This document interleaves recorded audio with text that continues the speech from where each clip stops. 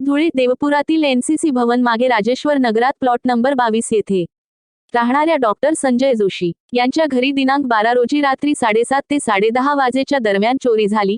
याबाबत डॉक्टर जोशी यांनी दिलेल्या फिर्यादीनुसार अज्ञात चोराने घराचा कडी कोंडा तोडून घरात प्रवेश करून बेडरूम मधील कपाट उघडून त्यातून 75,000चे 5 तोळ्याचे 30 वर्ष जुन्या 2 पाटल्या, 1 लाखाचे हिऱ्याचे पॅडल असलेली 1.5 तोळ्याची सोन्याची चैन, 1 लाखाचे हिऱ्याचे कानातील कुड्या, 20,000च्या सोन्याच्या कानातील कुड्या, 40,000ची रोख रक्कम असा एकूण 3,35,000चा मुद्देमाल चोरून नेला आहे। या प्रकरणी देवपूर पोलीस ठाण्यात अज्ञात चोरांच्या विरुद्ध गुन्हा दाखल करण्यात आला आहे।